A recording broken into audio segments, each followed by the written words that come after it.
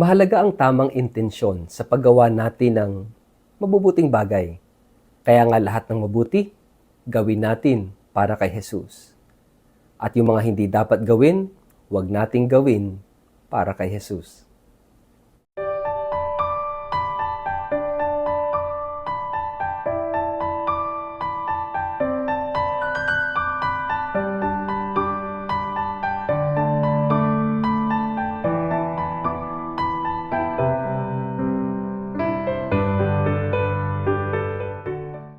Ang mabuting balita ng Panginoon ayon kay San Mateo. Lumapit kay Jesus ang mga alagad ni Juan na tagapagbautismo at siya tinanong, "Kami po ay madalas mag-ayuno, gayon din ang mga Pariseo. Ngunit bakit hindi po nag-aayuno ang inyong mga alagad?" Sumagot siya, "Dapat bang malungkot ang mga panauhin sa kasalan habang kasama pa nila ang lalaking ikinasal? Kapag wala na ito, saka pa lamang sila mag-aayuno." Ang mabuting balita ng Panginoon.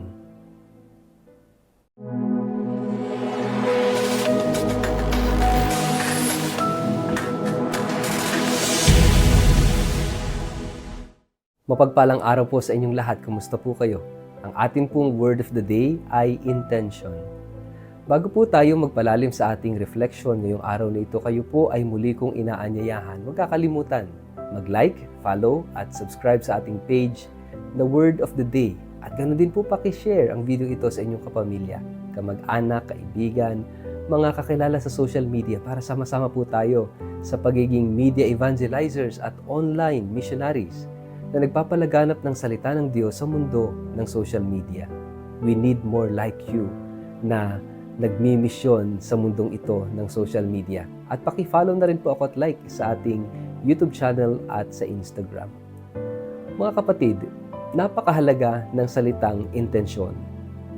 Dahil ang intensyon natin sa paggawa ng mga bagay ang siyang magpapakita kung tama ba at mabuti ba ang ating ginagawa.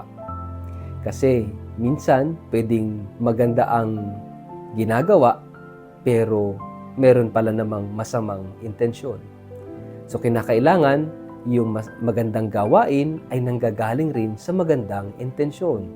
At yung magandang intensyon ay nai-translate o nai-convert natin sa mabuti at magagandang gawain. Kaya nga dito sa ating gospel, ito yung binibigyan ng diin ng ating Panginoon. Ano ba yung intensyon? Bakit ginagawa ang isang bagay? Itong mga alagad ni Juan at ang sinasabi nila bakit daw sila at ang mga Pariseo ay nag-aayuno, pero itong mga alagad ni Jesus ay hindi nag-aayuno. It is actually about intention. Para saan ang pag-aayuno? Ngayong panahon ng Kwaresma, tayong lahat ng mga Katoliko ay inaanyayahang gawin ng tatlong bagay. Ang pag-aayuno, ang pagkakawanggawa, at syempre ang pagdarasal. Napakagaganda ng mga gawaing ito. At ito yung tinatawag nating discipline of Lent, na tayo ay nagbabawas ng para sa ating sarili, tayo ay nagkakawang gawa, tayo ay nagdaragdag sa oras ng pagdarasal. But the question is, bakit natin ito ginagawa? O bakit kailangan nating gawin ito? Kasi kung hindi malinaw sa atin ang intensyon, ang dahilan, ang rason kung bakit natin dapat gawin ito, eh hindi tayo magiging consistent. Wala sa puso ang paggawa natin ng mga bagay na ito. It's just like parang compliance o dahil makasunod lang tayo sa agos, sa daloy ng buhay ng simbahan, masabi lang. Sabi nga ng mga kabataan, mema lang. Mga kapatid, what is the correct intention? The right intention, bakit natin ito ginagawa? Mga kapatid, una, let us do this for Jesus. Gawin natin ito para kay Jesus. Naalala ko po yung isang gawain ng mga kabataan dito sa aking parokya na sobrang daming mga preparation, sobrang daming mga bagay na dapat tingnan because of the big event na aming gagawin dito. Kaya nga, para mabigyan ko ng tamang pagtingin at mabigyan ng inspirasyon ang mga kabataang ito na naghahanda sa isang napakalaking event namin, sabi ko sa kanila, always do something for Jesus. Do this for Jesus. Gaano man kaliit, kasimple ng kontribusyon ng bawat isa, kapag ito'y ginawa mo para kay Jesus, magkakaroon ito ng malalim na kahulugan at malaking impact sa buong gawain at sa buhay ng bawat taong magiging kabahagi ng gawain ito. Doing things for Jesus. At ito'y binibigyang diin, mga kapatid, sa ating gospel ngayong araw na ito. Papasok tayo sa panahon ng Kwaresma. Mag-aayuno, magkakawang gawa, magdarasal. Let us do this for Jesus. Gawin natin unang-una para kay Jesus. Bakit tayo nagbabawas para sa ating sarili? Bakit tayo nagpa-fasting? Because we would like to do this for Jesus.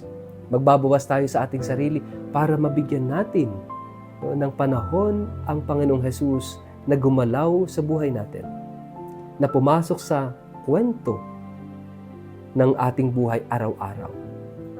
And then, tayo ay magkakawang gawa. And let us do this for Jesus. Bakit nagkakawang gawa tayo? Because yung taong tinutulungan natin is another Christ, another Jesus. At ginagawa natin ito for Jesus, not for ourselves. Bakit tayo nagdarasal? Kasi gusto nating bumuo ng malalim na relasyon kay Jesus. Let us do this for Jesus. Kaya nga sabi ni Jesus doon sa mga nagtatanong sa kanya, bakit yung mga alagad mo hindi nag-aayuno? Dahil kapiling niya, kapiling nila si Jesus. At maging yung mga hindi dapat gawin, pwede nating hindi gawin for Jesus. Hindi lang yung mga dapat gawin, kundi pati yung mga hindi dapat gawin. So let us do this for Jesus, and let us not also do something for Jesus. Kung may mga bagay na makakahadlang sa atin para tayo mapalapit kay Jesus, para gawin natin ang isang bagay para kay Jesus, then let us not do this. Mga kapatid, ang tawag dito, discernment. Napakahalaga that we know how to discern. At part ng discernment is that intentionality. Napakahalaga na ginagawa natin ang mga bagay sa buhay with the right intention. Maganda man yan, mahalaga, ito ay may tamang intensyon. Kasi kahit ang isang magandang gawain without the right intention ay hindi nagiging mabuti. Pero syempre, ang hindi magandang gawain, kahit lagyan mo ng magandang intensyon, hindi pa rin mabuti. Ang magandang gawain, dapat may kasamang tamang intensyon kung bakit dapat ito ginagawa. Mga kapatid, tingnan natin sa buhay natin. Lahat ba ng ginagawa natin ay mayroong correct intention, mayroong right intention? Kahit yung pagtulong mo, kahit yung pagkakawang gawa mo, kahit yung pagmamalasakit mo, quote and quote, kahit yung pagsisipag mo, paggawa mo na isang bagay, do you have the right intention? At para maging tama ang intention natin, gawin natin para kay Jesus. And there will come a time na meron ding mga bagay na dapat hindi mo ginagawa. Ano yung mga bagay na yon? Kung hindi mo dapat gawin ang isang bagay, huwag mong gawin yan para kay Jesus. Still, you have the right intention. Sana tayong lahat maging Katoliko with the right intention. Yung intentional Catholic. Na yung hindi ka lang coincidence na naging Catholic kasi ipinanganak ka ng Katoliko, wala ka nang magagawa kasi pinanganak kang Katoliko. Iba may mga ganong mentality. What we need today ay yung mga intentional Catholics, intentional Christians, intentional disciple of Jesus. Yung talagang bunga ng ating desisyon, ng ating discernment, yung ating intensyon kung bakit at sino ka ngayon. Mga kapatid, sana po meron tayong tamang intensyon. Bakit ginagawa natin ang isang bagay? Bakit pumapasok tayo sa isang buhay? Bakit tayo Katoliko, Kristiyano? Bakit tayo disipulo ni Kristo? Sa ngalan ng Ama, ng Anak at ng Espiritu Santo. Amen. Ama naming Diyos, Dalisayin mo ang aming puso at isipan at bigyan mo kami ng tama na dahilan kung bakit kinakailangan naming maging tagasunod ni Jesus na iyong anak. Amen. Pagpalain po kayo at ingatan ng makapangyarihang Diyos, Ama at Anak at Espiritu Santo. Amen.